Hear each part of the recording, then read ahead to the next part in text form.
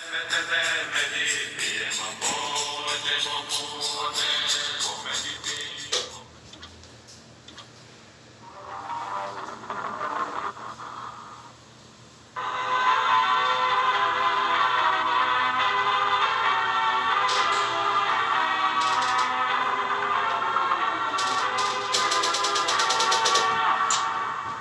Brasil é um país bastante sui generis. Por um lado, nós temos uma civilização sofisticada, cheia de problemas. Por um outro lado, ainda nós somos selvagens, desconhecidos, principalmente na Amazônia, né? É quase que impossível a gente deixar de pensar na Amazônia como um lugar cheio de surpresas, uma caixinha de surpresas, não é isso? O que realmente existe na Amazônia? Que civilizações viveram ali? Será que já teve civilizações ali ou não? Uma vez que ela está tão dentro ali daquela área onde os Incas, né, se desenvolveram. Quer dizer, há muitas perguntas ainda sem respostas. E para falar um pouco desse fascinante assunto que é a arqueologia, principalmente no Brasil, eu quero trazer para vocês um amigo meu que entende para burro disso e que vai nos contar histórias incríveis, que é o Aurélio de Abreu. Faz favor, Aurélio.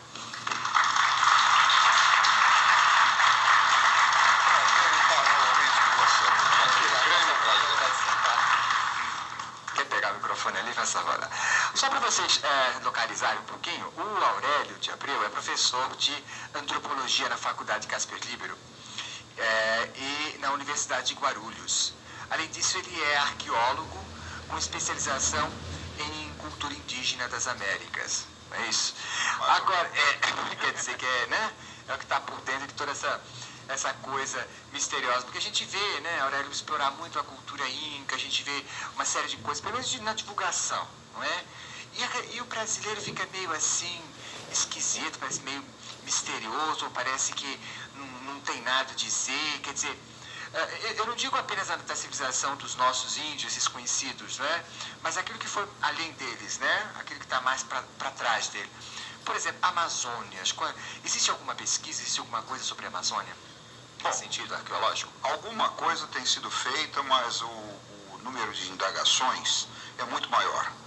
Meu último livro, um presente para você, observa obrigado. Que aqui embaixo eu digo, além do mais, os mistérios. Além do mais, os mistérios, né? Olha, gente, deixa eu mostrar aqui para essa câmera, acho que vai dar para ver melhor. Veja bem.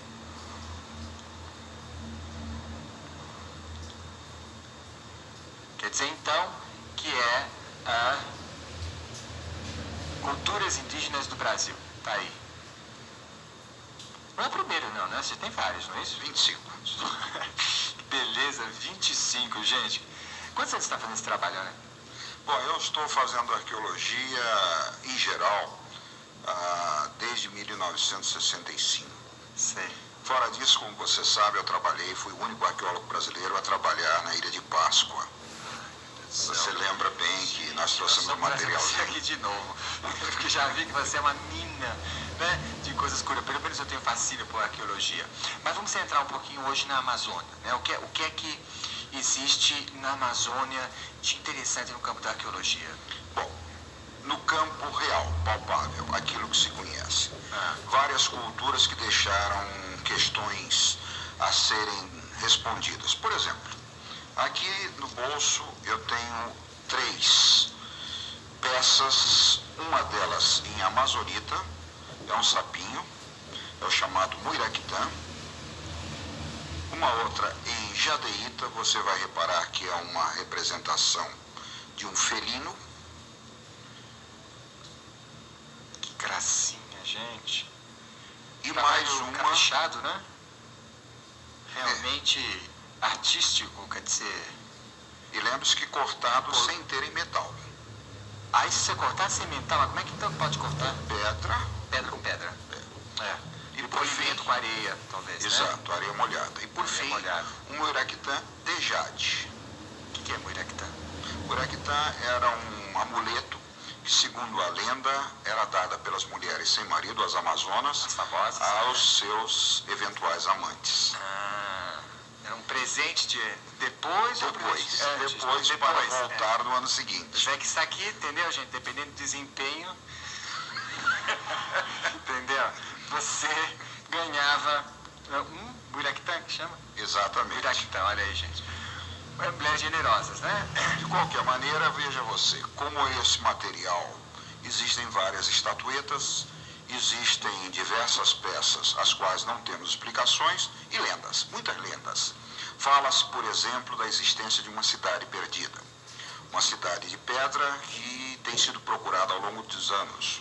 O coronel Fawcett perdeu-se procurando essa cidade e até hoje não voltou. Desde 24 é muito tempo, acho que ele não volta mais. É famosa, Independente disso, você tem aquela famosa história das pirâmides amazônicas, da morte do jornalista alemão Karl Brugger. Como é que é essa história, né? Conta pra nós como é que é essa história toda das pirâmides no Amazonas. Como é que é essa história do assassinato? E a história... que se sabe, né? O que se sabe é o seguinte, um piloto da Swiss Air, Schmidt, estava em Manaus. Aí chega perto dele um índio, maltrapilho, sujo. Chega perto dele e pede um prato de comida em alemão. Ele se espantou, um índio falando alemão. Aí disse, bom, eu pago a comida, mas você me conta a história. Claro. O índio disse, bem, eu não sou bem índio, eu sou mestiço. Meu pai era alemão de um grupo nazista que veio para o Brasil antes da Segunda Guerra Mundial, preparando a invasão do Brasil em 39. 2.000 nazistas vieram para a Amazônia. E eles atingiram a minha tribo, que vive nas ruínas de uma antiga cidade de pedra no Alto Amazonas, ali na confluência do Rio Negro, perto do Rio Jamundá, ou seja, uma região mesmo de floresta bruta, tropical. Foi um prato cheio. O piloto suíço achou aquilo uma maravilha, pagou a comida para ele, voltou para a Suíça, contou para o Erich von Däniken. O Erich von Däniken, atrás sempre de novidades, montou uma expedição, veio ao Brasil. O governo brasileiro, sempre cioso, sempre cuidadoso, proibiu o Däniken de entrar na floresta com índios. Por causa daquela coisa dos nazistas terem entrado lá? Também pelos nazistas, também pela proteção da arqueologia, também porque, bom, aquelas coisas do Brasil, não vamos nunca se perder, sabe. Nunca O mistério dos mistérios. O maior mistério é eles, né? Bom, aí o Däniken voltou, reclamou, deu uma entrevista para a revista Stern, e a revista Stern mandou para o Brasil um jornalista que era o seu representante para a América Latina. Falava muito bem espanhol, arranhava o português, um rapaz de grande inteligência, o Karl Brugger. Aqui está a fotografia dele. Este moço foi assassinado no Rio de Janeiro.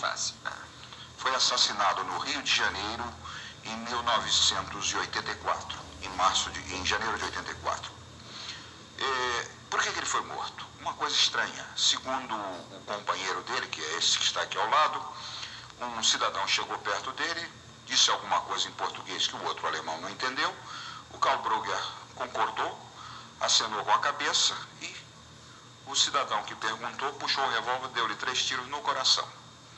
Mistério absoluto, prende, não prende, Blitzmil, a embaixada alemã no Rio de Janeiro protestou. Quem era o Karl Brugger? Karl Brugger era nada mais, nada menos o autor de um livro que é proibido no Brasil, A Crônica de Akakor, o qual foi editado em Portugal, na Inglaterra e na Alemanha. Ainda é proibido até hoje? Hein? Ainda é proibido até hoje? Acredito que sim, porque só tem essa edição portuguesa. Gente, estamos com um livro proibido, gente. Bom, o Karl Brugger dizia neste livro que ele entrevistou o índio Tatum Canara, aquele índio que falava alemão. O índio contou para ele a história da tribo, a história da cidade em ruína, a história de 3 pirâmides que existiriam na cidade e, mais ainda, que 2.000 soldados alemães tinham vindo e uma parte deles ficou na Amazônia, vivendo entre os índios. Muitos se casaram, miscigenaram-se e viveram por lá. O Karl Brugger, com isso, recolheu as informações, várias horas de gravação e lançou na Alemanha esse livro de Chronique von Akakor, que tem edições em inglês e em Portugal. Em suma, é uma história complicada porque ela atinge a ideia de que haveria uma certa cumplicidade do governo brasileiro de então quanto a essa entrada dos alemães no Brasil. Claro. Lembramos ainda que Getúlio Vargas e o próprio general Eurico Gaspar Dutra eram muito ligados à Alemanha.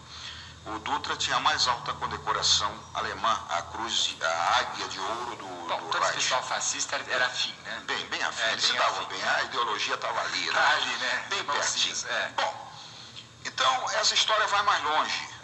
Um avião alemão cheio de suprimentos caiu na Amazônia e isto resultou na morte de um outro cidadão, o Sr. Súcuros, que era piloto nazista e que depois da guerra também se estabeleceu no Brasil.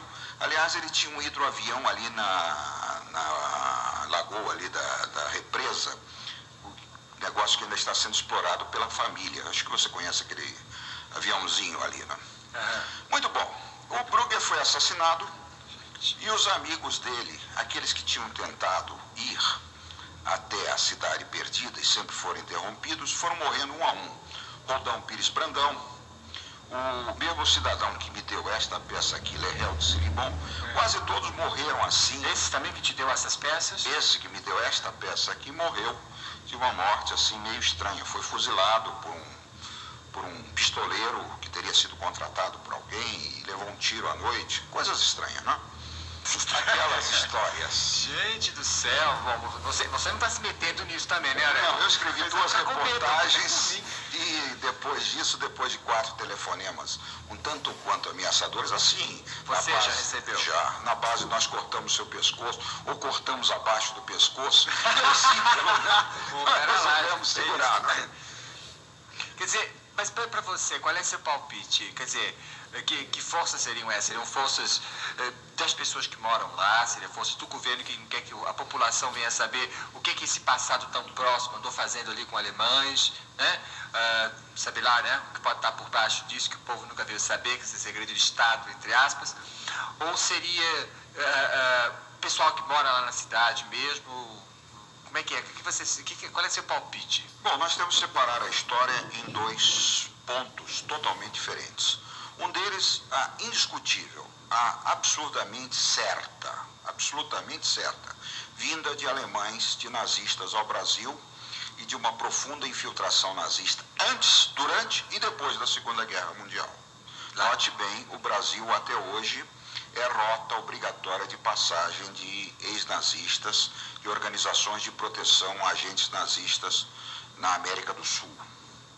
Portanto, essa gente tinha muito dinheiro, eles saquearam a Europa, eles se estabeleceram em vários pontos, eles não teriam interesse de serem descobertos. Inclusive, a exploração do Jari, ela tem aspectos nebulosos, que até hoje não foram levados a fundo. Há um submarino alemão, sem dúvida alguma, desaparecido dentro da Amazônia, que sabemos que ele penetrou no rio Amazonas. Se saiu ou não, não se soube. É um submarino desaparecido. É um daqueles grandes submarinos de 2.800 toneladas do Terceiro Reich. Sem dúvida alguma, a Alemanha tinha interesses muito grandes na área da América do Sul. A outra parte se insere na legenda das cidades perdidas. Essa legenda foi coberta e foi citada desde o descobrimento. Você disse, aliás, com muita propriedade na abertura da minha apresentação, de que nós estamos realmente muito perto da área incaica. Eu mesmo encontrei ruínas, sem dúvida algumas incaicas ou pré-incaicas, na Bahia, numa expedição que fiz alguns anos atrás. Na Bahia. Que coisa interessante. No município de Brumado. Então, quer dizer... E o que é que se encontrou lá? Pedras? Eu encontrei um resto de uma cidade em pé. Resto de uma cidade? Exato. Isso foi dado no Fantástico na época. Eu não sabia. Bom, então, existe realmente muita fumaça para não ter fogo por trás disso. Claro. Em relação à existência de cidades perdidas. Eu vi, aliás, esse texto aqui, eu vi foi nesse que você mostrou uma pequena fotografia de uma cidade, acho que é no seu livro, né? Que tem um retratinho de uma... Parece uma pirâmide. Não. Isso está na revista Planeta. Deixa eu ver, traz aqui, deixa. Que foi editada na época. Há pouco tempo. E eu achei interessante, né? Porque como é que pode achar uma pirâmide, gente, no meio do matagal daquele, né? E de repente uma pequena fotografia como essa mostra que... não sei se dá para ver bem aqui, a câmera dá? Você veja, a floresta e o pico da pirâmide claríssimo, né? Destacando no relevo. Isto foi uma fotografia obtida pela expedição do Däniken de avião. Não conseguiram ir ao local. Não conseguiu chegar lá. Porque foi proibido. Agora, esta fotografia foi tomada pelo grupo do Däniken e é uma publicação americana, Ancient Skies, e é assinada pelo próprio Erich von Däniken na época. Nossa, mas é claro, essa fotografia é clara que isso é uma pirâmide, não pode ser um relevo comum, né? Quer dizer, o que está por baixo daquele matagal todo, né? Quem sabe? Quem sabe, né? Mas existe alguma tentativa, ou está existindo alguma tentativa de fazer alguma pesquisa? Os arqueólogos brasileiros, como é que é? O povo Não, mas a arqueologia brasileira é uma situação muito triste. Em primeiro lugar, não há dinheiro para nada. Quando se fala em pesquisa arqueológica, ir para a Amazônia, fazer uma expedição com aviões. Lembre-se, o Däniken, sem não ter chegado ao local, gastou algumas dezenas de milhares de dólares. Isso para nós, você falar isso para uma instituição científica, de que iríamos fazer uma expedição atrás de uma cidade perdida, olha, você no mínimo perde o emprego. No mínimo, se a gente tem que ir por trás, é um desses aventureiros como Rockefeller e outras grandes nomes que são apaixonados pela arqueologia, apaixonados pelos mistérios do mundo e que, de repente, dão o que tem também para esse tipo de exploração, como é o caso de muitos ingleses. Mas a legislação brasileira hoje proíbe. Note bem, o Chabert, que é um industrial norte-americano, ele propôs realizar uma expedição inteiramente financiada por ele, e ele queria apenas o direito de fazer a pesquisa. O Patrimônio Histórico e Artístico Nacional, eu estou correndo o risco até de perder a minha licença. O Patrimônio Histórico e Artístico Nacional disse que não, que ele como estrangeiro não poderia ir lá. E nacional não vai porque não tem dinheiro. É aquela história, nem vai, nem sai de cima. Aquela coisa bem brasileira, né? Mas aí que está, minha gente, você veja, está ficando cada vez mais próximo o momento em que a gente precisa desvendar esses mistérios, não tem sombra de dúvidas. Porque, se você vê, tem Inca até na Bahia, quer dizer, aí é o meio, né? O que acontece no meio. E outra coisa que eu acho interessante, né, que me passou assim nas minhas fantasias, porque isso é uma tema excitante para a gente fazer fantasias, né? Quem sabe ainda nós vamos encontrar uma cidade alemã, meia índia, meia alemã ali no meio, né? Uma civilização ali morando por baixo do matagal todo que a gente não tem condições de patrulhar, não tem condições de vigiar. Quer dizer, o que está por trás disso, né? Quantas outras coisas estão ali atrás, né? Porque, na verdade, a gente fica sabendo muito pouco do que o pessoal que está comandando aí anda fazendo, né? De qualquer maneira, está um tema aí para todos nós estudarmos, todos nós pesquisarmos. E, acima de tudo, para os jovens. Eu acho que os jovens terão muito mais oportunidade quando essa hierarquia velha aí, né?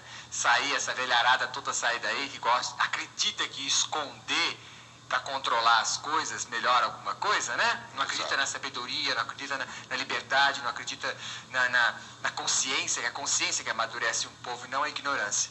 Então, muito obrigado, Aurélio, por ter estado aqui. Eu que agradeço. E ainda quero que você me venha aqui falar sobre a Ilha de Páscoa, tá bom? Um prazer. Tá, muito obrigado. E muito sucesso ao seu programa. Muito obrigado. Obrigado.